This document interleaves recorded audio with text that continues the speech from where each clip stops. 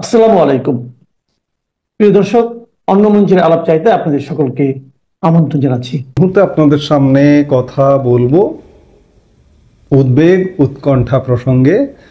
শিরোনামটা যদি এভাবে বলি যে বাংলাদেশের আরো কাছাকাছি চলে এলো ভারতীয় সেনাবাহিনী। এভাবেই আলাপটা করতে চায় যে বাংলাদেশ গত 15 মাসে আভ্যন্তরীণভাবে খুব করুণ অবস্থার মধ্য দিয়ে আছে এবং শুধু তাই নয়, নিরাপত্তা থ্রেটে পড়ে গেছে দারুণভাবে। বাংলাদেশে পাকিস্তানিদের লাফঝাপ, পাকিস্তান আইএসআই লাফঝাপ, পাকিস্তান জঙ্গি গোষ্ঠীর লাফঝাপ, এই লাফঝাপ এবং ভারতকে উস্কানি দেওয়া, এই সব কিছু মিলিয়ে ভারত কিন্তু ব্যাপক প্রস্তুতি, চারিদিকে শোরগোল পড়ে গেছে। এগুলো বলি বা বলছি, হয়তো অনেকে মনে করতে পারেন বা মনে করেন, যারা যারা খোঁজ খবর রাখেন তারা জানেন, কিন্তু যারা খোঁজ খবর রাখেন না তারা মনে করেন যে রূপকথার গল্প নয়।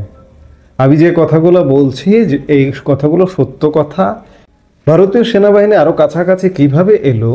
সম্প্রতি খবর পাওয়া গেল যে ভারতের উত্তর দিনাজপুরের চোপড়া এবং আসামের ধুবড়িতে ভারতীয় সেনাবাহিনীর নতুন আরও দুটি, যেগুলো চিকেন নেক থেকে খুব কাছাকাছি, চিকেন নেকটা এই মুহূর্তে খুব আলোচিত, চিকেন নেক থেকে কাছাকাছি দুটো স্থানে ভারতীয় সেনাবাহিনীর সেনা ঘাঁটি স্থাপন করা হলো। এগুলোর প্রমাণ আপনি যদি ভারতীয় সেনাবাহিনীর ইস্টার্ন কমান্ডের সোশ্যাল মিডিয়া পেজে যান, তাহলে ইস্টার্ন কমান্ডের যে commander lieutenant general R C. Tiwari, তিনি গতকালকে বৃহস্পতিবার এই দুই বেস ক্যাম্প পরিদর্শন করেছেন। এই দুটো বেস ক্যাম্পের সঙ্গে আরও একটি বেস ক্যাম্প আছে, যদিও সেটি বাংলাদেশ সীমান্তের সাথে সেই রাজ্যটি নয়, বিহারের কিষানগঞ্জে। বিহারের কিষানগঞ্জ আর্মি বেস ক্যাম্পটাও চিকেন নেক থেকে খুব বেশি দূরে নয়। কিষানগঞ্জের দূরত্ব 152 থেকে 180 কিলোমিটারের মধ্যে। আসামের ধুবড়ির দূরত্ব 222 থেকে 240 কিলোমিটারের মধ্যে। আর উত্তর দিনাজপুরের চোপড়ার দূরত্ব মাত্র 52 কিলোমিটারের মধ্যে। এইরকম ডিস্টেন্সে ইন্ডিয়ান আর্মির নতুন নতুন বেস ক্যাম্প হচ্ছে। এই খবরগুলো সোশ্যাল মিডিয়াতে তো এসছে। ভারতীয় ইংরেজি দৈনিক শতবর্ষী পুরনো ডেকান ক্রনিকেল একটা রিপোর্টও করেছে। বিশেষ করে বাংলাদেশ সীমান্তের খুব কাছাকাছি উত্তর দিনাজপুরের চোপড়া ঘাঁটি বৃহস্পতিবার পরিদর্শন করেন ইস্টার্ন কমান্ডের lieutenant general R C. Tiwari. X পোস্টে এবং ফেসবুক পোস্টে লেখা হয়, হ্যাশট্যাগ চোপড়া ডিফেন্স ল্যান্ডে মোতায়েন করা হ্যাশট্যাগ ব্রহ্মস্ত্র কর্পস এর সেনা সদর পরিদর্শন করেছেন lieutenant general R C. Tiwari, army command eastern. তিনি এ সময় সেনাদের সঙ্গে কথাবার্তা বলেন এবং স্বল্প সময়ের মধ্যে ঘাঁটি স্থাপন এবং কার্যক্রম চালানোয় তাদের পেশাদারিত্ব এবং ক্লান্তিহীন প্রচেষ্টার প্রশংসা করেন। উদ্ভূত নিরাপত্তা চ্যালেঞ্জের ক্ষেত্রে তাদেরকে হ্যাশট্যাগ অপারেশনাল প্রস্তুতি এবং সক্রিয় থাকার জন্য সর্বোচ্চ মানদণ্ড বজায় রাখার আহ্বান জানান। এতে আরও বলা হয়, আর্মি কমান্ড ইস্টার্ন এছাড়াও আলোচনা করেন চোপড়া আসনের এমএলএ হামিদুল রহমান ও অন্য বেসামরিক ব্যক্তিবর্গের সঙ্গে। এ সময় এই অঞ্চলের নিরাপত্তা ও উদ্ভূত পরিস্থিতিতে সামরিক বেসামরিক সহযোগিতার উপর গুরুত্ব পুনর্ব্যক্ত করেন। আসামের সীমান্ত এলাকায় কর্পসও পরিদর্শন করেন জেনারেল তিওয়ারি। এই সফরের সময় ইস্টার্ন আর্মি কমান্ডার আরও পর্যালোচনা করেন সীমান্ত এলাকায় অপারেশনাল প্রস্তুতি এবং অভ্যন্তরীণ নিরাপত্তা পরিস্থিতি। বুঝতেই পারছেন যে চিকেন নেককে কেন্দ্র করে ভারতীয় সেনাবাহিনী চারপাশ দিয়ে ঘিরছে। শুধু তাই নয়, বাংলাদেশ সীমান্ত দিয়েও ঘিরছে। কেন? এতদিন তো এমনটা প্রয়োজন হয়নি, আজকে কেন প্রয়োজন হচ্ছে? আজকে প্রয়োজন হচ্ছে বাংলাদেশে এই মুহূর্তে একটি ভারত বিরোধী সরকার আছে। এবং একই সাথে এই সরকারকে পৃষ্ঠপোষকতা করছে এবং এই সরকারকে দিয়ে উস্কানি তৈরি করছে এবং নিজেরা উস্কানি তৈরি করছে পাকিস্তান, যার দরুন ভারত সম্ভাব্য প্রস্তুতি কোন রকমের উস্কানি হলেই একদম ফাটিয়ে দেবে। ভারত তাদের পূর্ব সীমান্তে এত base camp, army base camp কেন করছে? এইসব আর্মি বেস ক্যাম্পের পেছনে টাকা পয়সা খরচ হয় না? খরচ হয়, বাড়তি খরচ করছে। বিশেষ করে বাংলাদেশের পরিবর্তিত পরিস্থিতিতে গত বছরের অগাস্টে বাংলাদেশ সরকার পতনের পর একটি দখলদার সরকার আসবার পরে ভারতের আরো বেশি খরচ হচ্ছে পূর্ব সীমান্তকে কেন্দ্র করে। ভারতের অনেক সীমান্ত আছে, তো সেখানে তো কোনো পয়সা খরচ হয় না। নেপাল সীমান্তে তো কোনো কাঁটাতারের বেড়াও নেই, সেখানে পয়সা খরচও করতে হয় না। সেখানে বিএসএফও কতটুকু আছে সে ব্যাপারেও প্রশ্ন আছে। কিন্তু বাংলাদেশে এত নিরাপত্তা কেন? বাংলাদেশ এবং ওদিকে পশ্চিম সীমান্ত পাকিস্তান, এ দুটোর নিরাপত্তা এখন সমানে সমান করতে হচ্ছে। এটি ভারতের জন্য অবশ্যই বাড়তি চাপ এবং বাড়তি পয়সা খরচের ব্যাপার, বাড়তি বাজেটের ব্যাপার। কারণ 4000 কিলোমিটার ব্যাপী বাংলাদেশ সীমান্ত, এই বাংলাদেশ সীমান্তটাকে গভীর দৃষ্টিতে রাখতে হচ্ছে।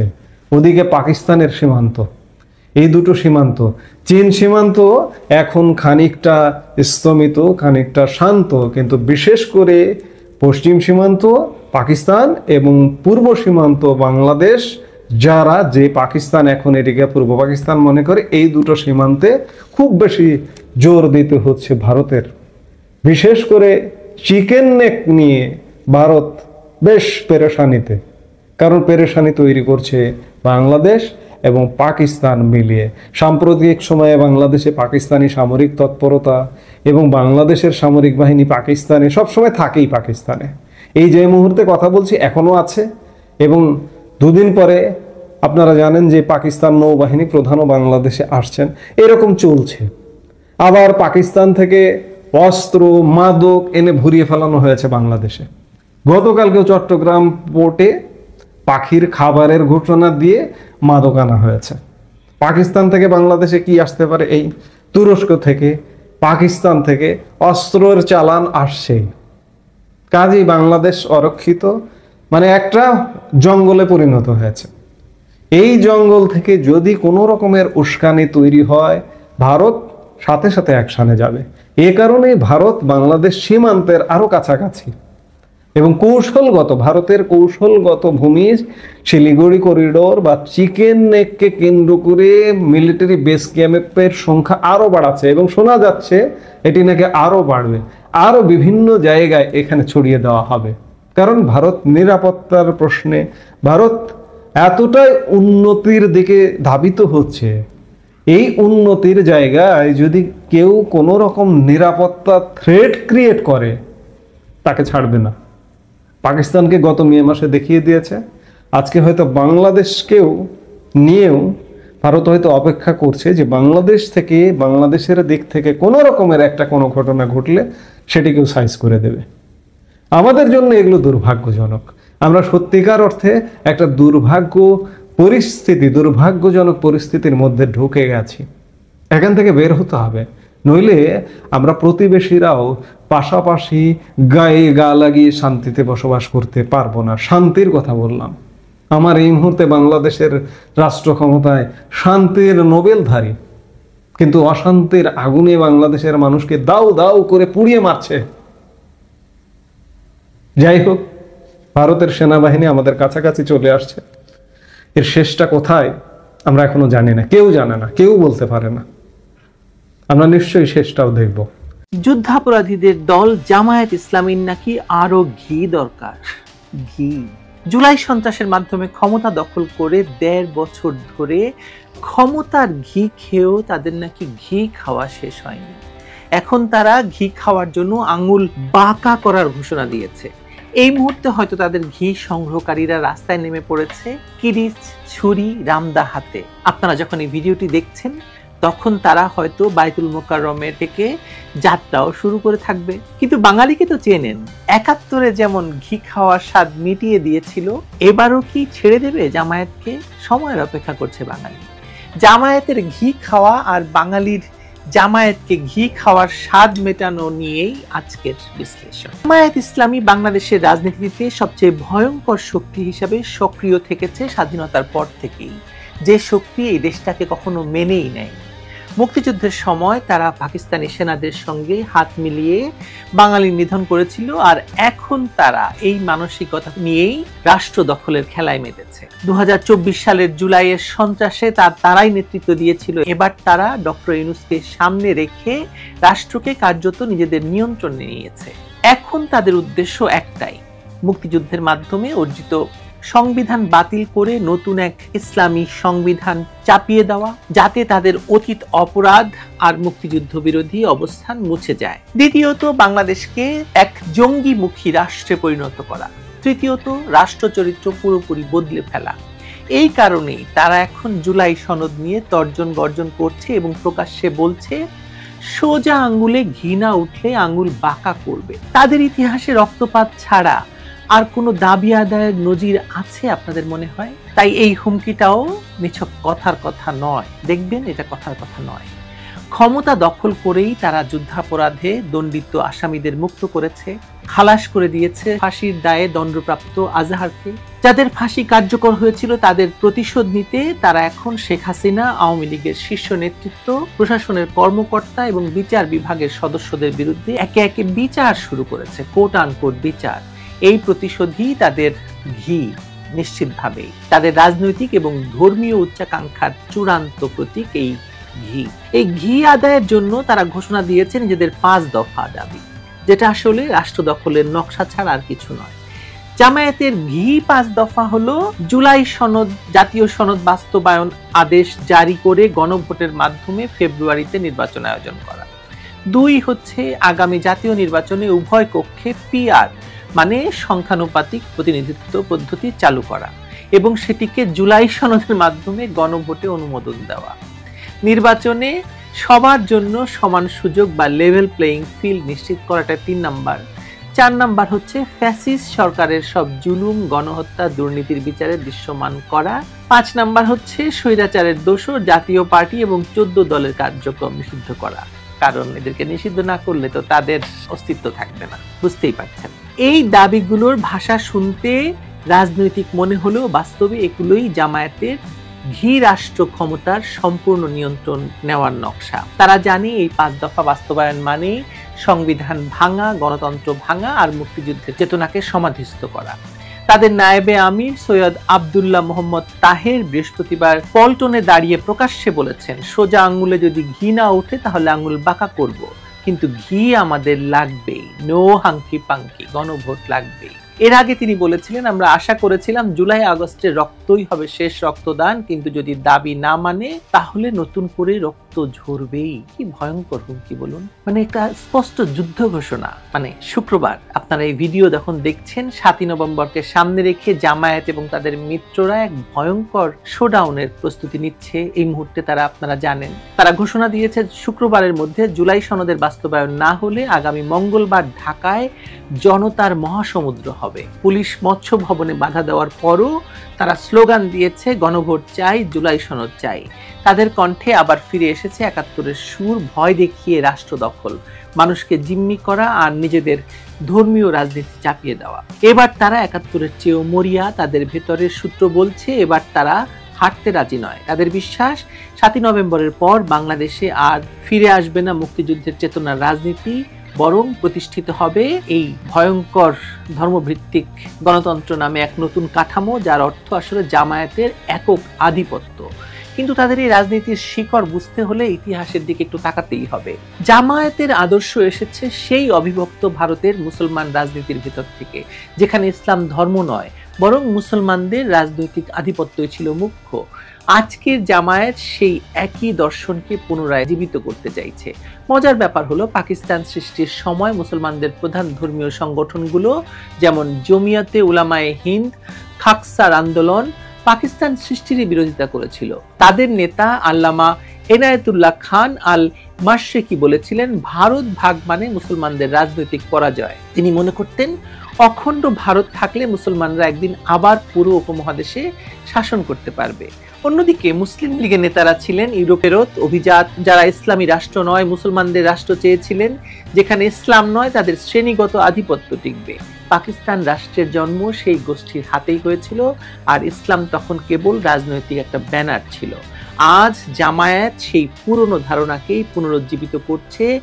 তারা ইসলাম নয়, ইসলামের নামে ক্ষমতা চায়, তারা ইসলামিক রাষ্ট্র চায় বলে প্রচার করে, কিন্তু বাস্তবে তারা তৈরি করতে চায় মুসলমানদের রাষ্ট্র, যেখানে ধর্ম হবে নিয়ন্ত্রণের হাতিয়ার।